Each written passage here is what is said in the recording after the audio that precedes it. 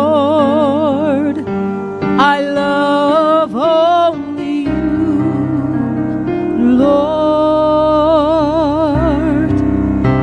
I love only you. Lord, my heart wants only you.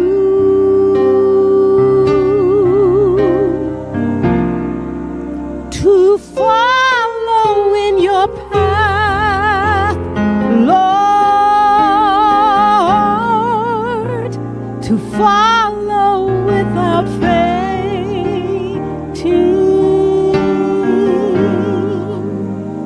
bowing at your throne, Lord,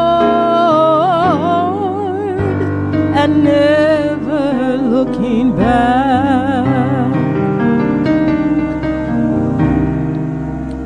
Amarte solati, Signor.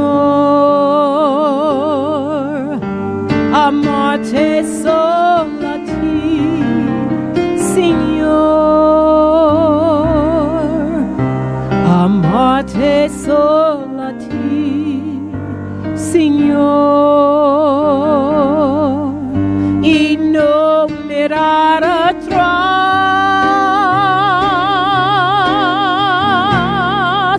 seguir tu caminar, Senhor.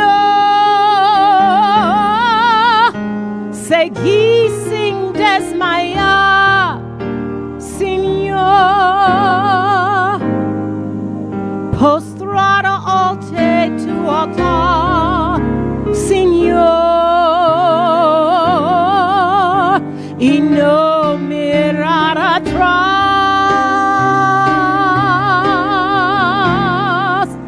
Seguir tu caminar, Senhor. Seguir sem desmaiar, Senhor. Postrado ante tu altar, Senhor. E não mirar atrás.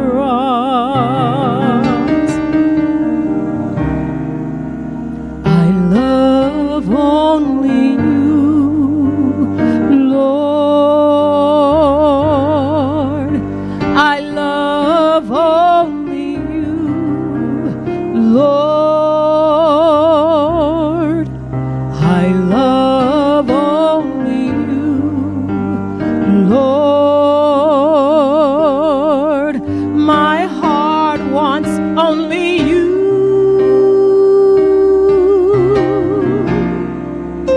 To follow in your path, Lord. To follow without fainting, bowing at your throne, Lord, and never looking back. To follow in your path, Lord, to follow without fainting,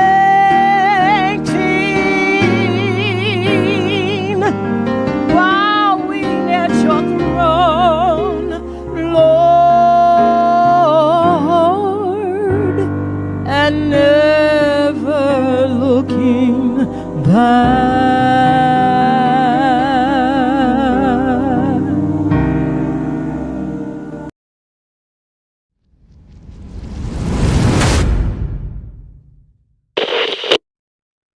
Here we are once again, my brothers and sisters. Welcome to another Living Hope Today study. Today we find ourselves in Ezra chapter 8.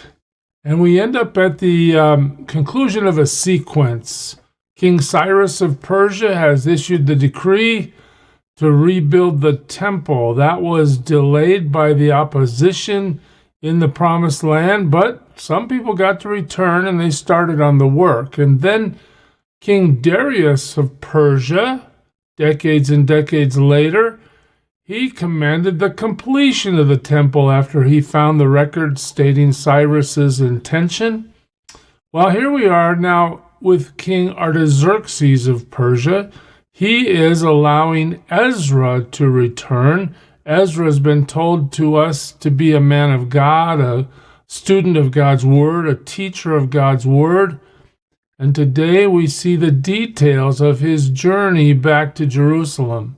It's a fascinating thing to see how God works and how long God is willing to take to get everything lined up the way he wants before his temple will actually now function as it is designed to function. Let me show you what I mean. Chapter 8, we're first going to hear about the families, the family heads actually, that are registered, that are going to move from Babylon back to Jerusalem. These are the family heads and those registered with them who came up with me from Babylon during the reign of King Artaxerxes. This is Ezra speaking then in this text. Of the descendants of Phinehas, Gershom. Of the descendants of Ithamar, Daniel. Of the descendants of David, Hattush. Of the descendants of Shechaniah. Of descendants of Paros, Zechariah, and with him were registered 150 men. I just want you to pay attention as we go through these lists, which most of us would look at these lists and go, well, I don't relate to that too well. Just the precision and the record keeping that has been maintained over decades in exile. There's no question about who belongs to who and what tribe they're from and what their function is in the whole system. Of the descendants of Pahath Moab, Elionai, son of Zariah, with him 200 men. Of the descendants of Zatu, Shechaniah, son of Jahaziel, and with him 300 men. Of the descendants of Aden, Ebed, son of Jonathan, and with him 50 men. Of the descendants of Elam, Jeshiah, son of Athaliah, and with him 70 men. Of the descendants of Shephatiah, Zabadiah, son of Michael, and with him 80 men. Of the descendants of Joab, Obadiah, son of Jehiel, and with him 218 men.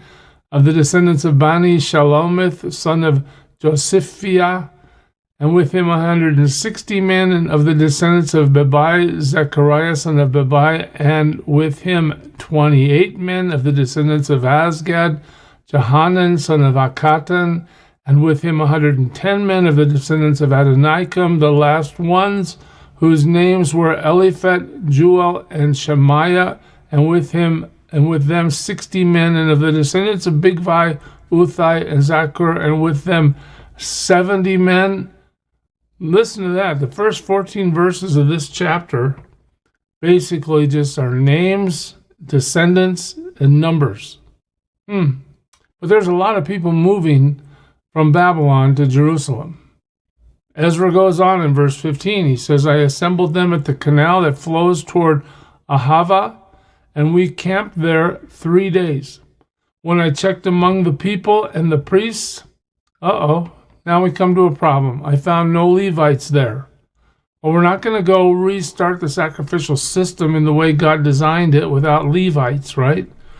So I summoned Eleazar, Ariel, Shemaiah, Elnathan, Jerib, Elnathan again, Nathan, Zechariah, and Meshulam, who were leaders, and Joiarib and Elnathan, who were men of learning. Elnathan is mentioned here, 3 times in verse 16. They were men of learning, we're told. And I sent them to Iddo, the leader of Cassiphia. I told them what to say to Iddo and his kinsmen, the temple servants in Cassiphia, so that they might bring attendance to us for the house of our God. In other words, I want some Levites because of the gracious hand of our God. This is very interesting. 18. Because the gracious God, or hand of our God, was on us, they brought us Sherebiah, a capable man, from the descendants of Mali, son of Levi, the son of Israel, and Sherebiah's sons and brothers, 18 men. So again, we're acknowledging what? That God is leading this expedition, And now Sherebiah comes to join us as a direct descendant of Levi, one who has the right to be a Levite priest. And Hashabiah, together with Jeshaiah from the descendants of Merari, remember that's another descendant of Levi, and with his brothers and nephews, 20 men. They also brought 220 of the temple servants, a body that David and the officials had established to assist the Levites. They were all registered by name. That's the part I find fascinating. Over years and years of exile, these families continue to grow. Babies are born. Everybody is accounted for. All the names are registered. We know exactly who's who. It brings me to the reflection of modern times where the Jewish population of the world, who has been in exile, basically wiped out of the promised land for over 2,000 years, reassembles in the promised land in 1948, knowing that they are Jewish people. They're not scattered to the wind. Over millennia, they're able to keep track of their records. We see it demonstrated here in Ezra. They're all registered by name. There by the Hava Canal, I proclaimed a fast so that we might humble ourselves before our God. I love that, right? We need God's help. We're going to fast. We're going to pray. We're going to humble ourselves. We're going to ask Him for a safe journey for us and our children with all our possessions. This is a great line. I was ashamed to ask the king for soldiers and horsemen. In other words, the normal progression of travel would be, King, since you're allowing us to go, why don't you send us some backup so that we have protection? I want some soldiers. I need some horsemen to protect us from the enemies on the road. But Ezra is embarrassed to ask the king for that. Why? Because we had told the king, the gracious hand of our God is on everyone who looks to him, but his great anger is against all who forsake him. So we've already told the king that we're trusting God and that God is with us and that it's his mission. He will guard us and guide us. So how can I go to the king and say, but that's not enough? I need to have some horsemen and some soldiers. So apparently Ezra doesn't ask for that help. Instead, so we fasted and petitioned. Okay, so that's what we're going to do. We're going to fast and pray. We fasted and petitioned our God about this, and He answered our prayer. In other words, we didn't need soldiers and horsemen because God granted us safe passage. Then I set 12 of the leading priests, together with Sherebiah, Hashabiah, and 10 of their brothers. Okay, God's answering, and I weighed out to them the offering of silver and gold and the articles that the king, his advisors, his officials, and all Israel present there had donated for the house of our God. I weighed out to them 650 talents of silver articles weighing 100 talents, 100 talents of gold, bowls of gold valued at 1,000 derricks, and 2 fine articles of polished bronze as precious as gold. I said to them, you, as well as these articles, are consecrated to the Lord. The silver and gold are a freewill offering to the Lord, the God of your fathers. Notice, Ezra's concern is everything about this, the people involved and the articles that are going to be transported, everything about this is consecrated. It's set aside for God. That's basically what the meaning of consecration means. We're setting these people and these articles into God's service. You're dedicated to Him now. All right? Guard them carefully until you weigh them out in the chambers of the house of the Lord in Jerusalem before the leading priests and the Levites and the family heads of Israel. Notice verse 29. I know we're going to make it. And I know you need to watch these things because you're going to be using them there. Guard them until we get there. Then the priests and the Levites received the silver and gold and sacred articles that had been weighed out to be taken to the house of our God in Jerusalem. So the charge is there. They're prepared to guard. They're ready to go. On the 12th day of the first month, we set out from the Ahava Canal to go to Jerusalem. The hand of our God was on us, and he protected us from enemies and bandits along the way. So although there was some measure of fear, we thought about asking the king for soldiers and horsemen, but we decided to trust God. We fasted and prayed. We didn't want to deny God to these pagans by asking for protection after we told them that God's going to protect us. And guess what? Verse 31, God did protect us. He answered us. He protected us from enemies and bandits along the way. So we arrived in Jerusalem, where we rested 3 days. I imagine it's a long journey. On the 4th day, in the house of our God, we weighed out the silver and gold and the sacred articles into the hands of Meremoth, son of Uriah the priest, Eleazar, son of Phinehas, who was with him, and so were the Levites, Jozabad, son of Jeshua, and Noadiah, son of Benuni. Everything was accounted for by number and weight, and the entire weight was recorded at that time. Again, logistics is a big deal, and these guys continue to keep the count. They are going to know how much, who has it, where it is. They can attest to the whole procedure. Then the exiles who had returned from captivity sacrificed burnt offerings to the God of Israel. So that's so monumental here in verse 35. The temple is reconstructed. It is now complete. And now the priesthood has moved into the area. And now we see the function of the temple resumed after how many years away? All right. They're sacrificing burnt offerings to the God of Israel. 12 bulls for all Israel, 96 rams, 77 male lambs, and as a sin offering, 12 male goats. All this was a burnt offering to the Lord. They also delivered the king's orders to the royal satraps and to the governors of Trans-Euphrates, who then gave assistance to the people and to the house of God. There it is, the return to Jerusalem. God has not abandoned his promise to Abraham. The disobedience of God's people has caused them to suffer his wrath. They've gone into exile for decades.